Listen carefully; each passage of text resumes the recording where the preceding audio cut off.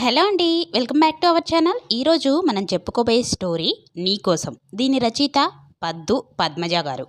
దీనిలో first part అయితే ఈరోజు నేను మీకు వినిపించబోతున్నానండి. ఎక్కడ స్కిప్ చేయకుండా వినటానికి ట్రై చేయండి.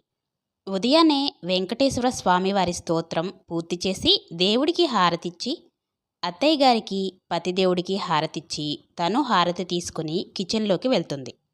హాయ్ ఆంటీ, హాయ్ అని చెయ్యి ఊపుతుంది లక్ష్మి. ఉదయాన్నే రమ్మన్నారు ఎందుకంటీ? టిఫిన్ అని చేతితో సైగ చేస్తుంది. ఏంటి సైగ చేస్తున్నారు? ఈరోజు మీ ఆంటీ మౌనవ్రతం వంశీ. మౌనవ్రతమే ఎందుకమ్మమ్మా? కృష్ణకి త్వరగా పెళ్లి జరగాలి అనిరా. ఓహో అవునా, సరే ఆంటీ, ఏం టిఫిన్ చేస్తున్నారు? కాజు, రవ్వ, ఉల్లి, టొమాటో చూపిస్తుంది లక్ష్మి. ఓహో జీడిపప్పు ఉప్మానా? ఓకే ఆంటీ, యూ క్యారియన్ అని నేను మళ్ళీ వస్తాను అని వెళ్తుంటే వంశీ అని పిలుస్తుంది వాళ్ళమ్మమ్మ. హా అమ్మమ్మ. కృష్ణని నిద్ర లేపి వెళ్ళరా? నేనా?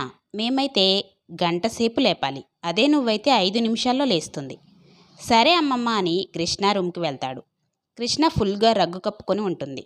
దేనికైనా అదృష్టం ఉండాలి. మగపిల్లాడిని నేనే ఉదయాన్నే లేచి జాగింగ్ కూడా చేసి వచ్చాను. ఆడపిల్లవి అయి ఉండి పందిలా ఎలా నిద్రపోతున్నావు? సరేలే లే. No response. Krishna hello. Krishna లే, అమ్మమ్మ పిలుస్తుంది.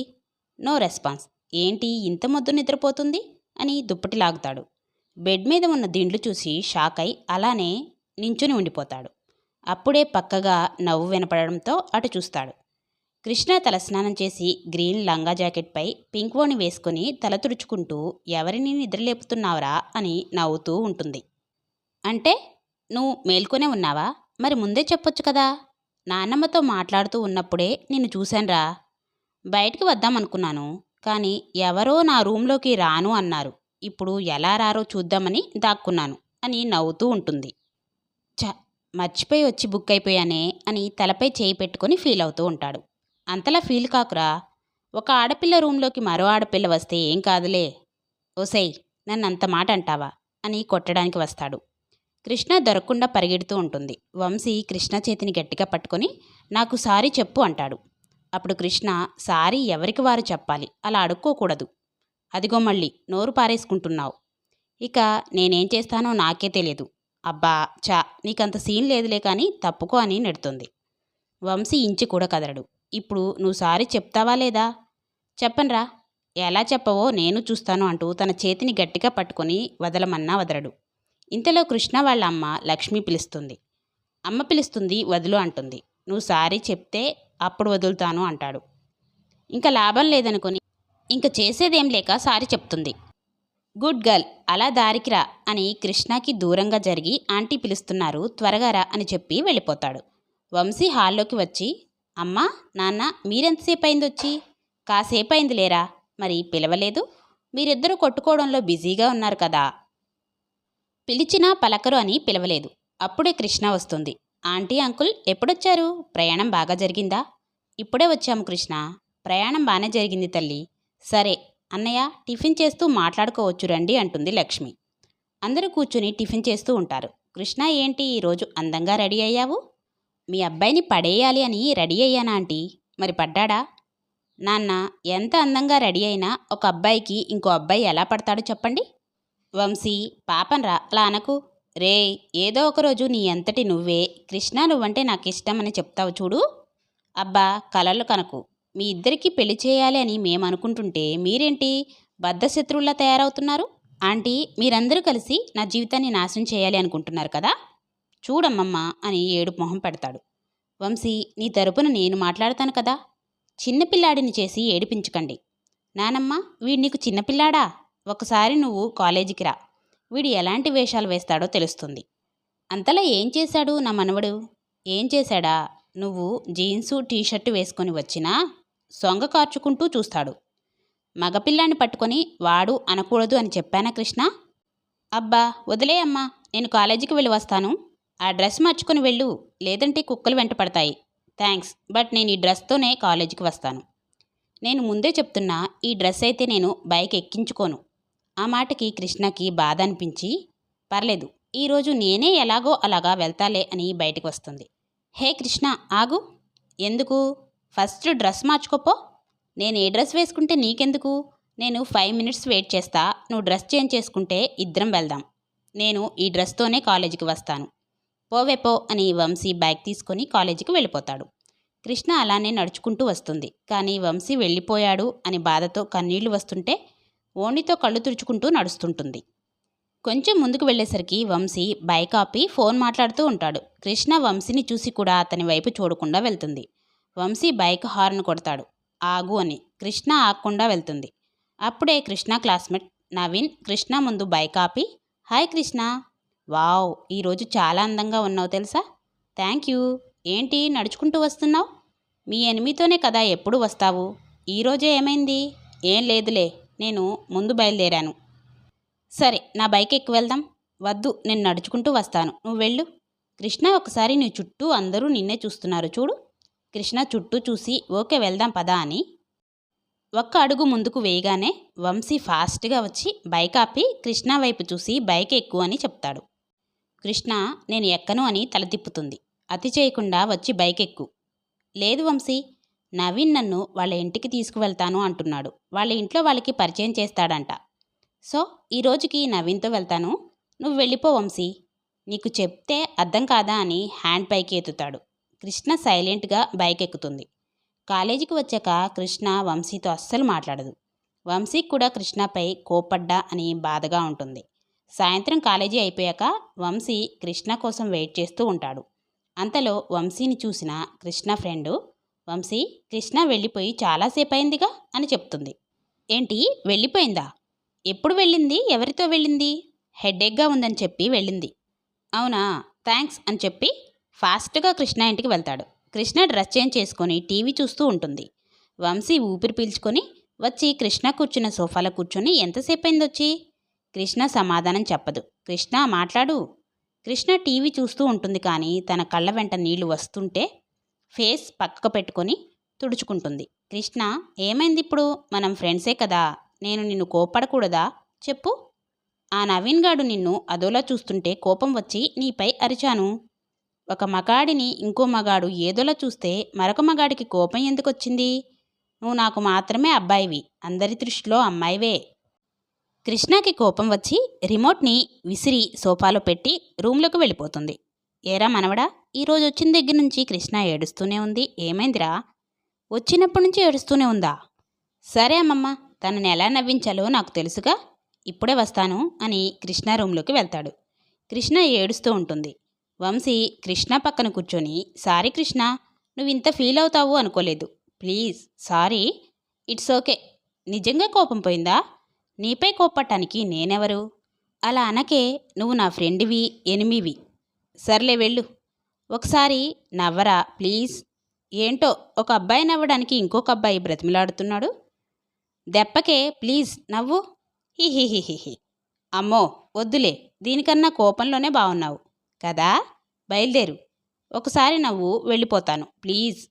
నాకు నవ్వు రావట్లేదురా, నేను రప్పిస్తానుగా అని చెక్కిలి గింతలు పెడతాడు. వంశీ ప్లీజ్ ఆగు, కితకితలు పెట్టకు, నవ్వితే ఆపుతాను. సరే నవ్వుతా, హహహహ. చాలా, ఇంకొంచెం నవ్వు, లేదంటే మళ్ళీ కితకితలు పెడతాను అని కితకితలు పెడతాడు. కృష్ణ నవ్వుతూ ఇక చాలు ప్లీజ్ ఆగు అని దండం పెడుతుంది.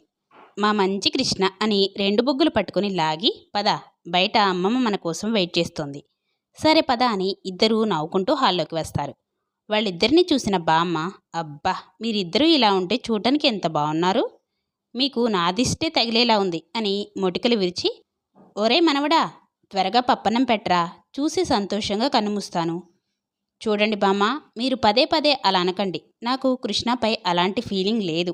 మీరు ఇలానే అంటూ ఉంటే నేను ఇంటికి కూడా రాను. ఆ మాటలకి కృష్ణ బామ్మ ఇద్దరూ బాధపడతారు. వంశీ, నానమ్మ తరపున నేను క్షమాపణ చెప్తున్నాను, మరోసారి ఇలాంటి ప్రస్తావన రాదు. బామ్మ మరోసారి వంశీ బాధపడేలా ఈ విషయం మాట్లాడితే నాపై ఒట్టు అని చెప్పి తన గదిలోకి వెళ్ళిపోతుంది. వంశీ మాటకి లక్ష్మి కూడా బాధపడుతుంది. కానీ వంశీకి కృష్ణ అంటే ఇష్టం లేదు అని అర్థమైపోయింది కదా. ఇక పెళ్ళిళ్ళ పేరేని పిలిపించి కృష్ణ ఫోటోలు ఇవ్వాలి అనుకుంటుంది. వంశీ ఇంటికి వెళ్ళాక, వంశీ చెప్పమ్మా, నీకు కృష్ణ అంటే నిజంగా ఇష్టం లేదా?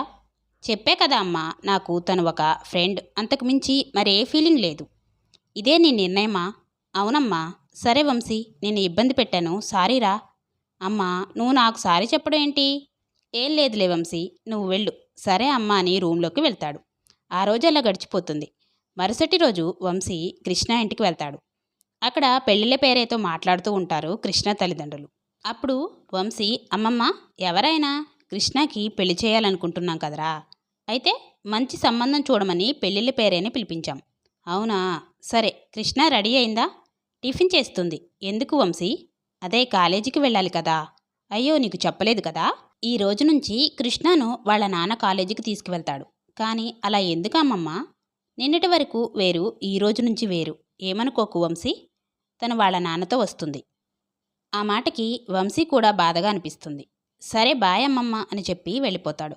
కృష్ణ వాళ్ళ నాన్నతో కాలేజీకి వెళ్తుంది. సాయంత్రం కూడా వాళ్ళ నాన్నే వచ్చి కృష్ణను ఇంటికి తీసుకుని వెళ్తాడు. మరుసటి రోజు వంశీ నిద్రలేచేసరికి వాళ్ళ అమ్మ నాన్న రెడీ అయి ఉంటారు. అమ్మ, ఏంటి ఇంత ఉదయాన్నే రెడీ అయ్యారు? కృష్ణని చూసుకోవడానికి పెళ్లివారు వస్తున్నారా?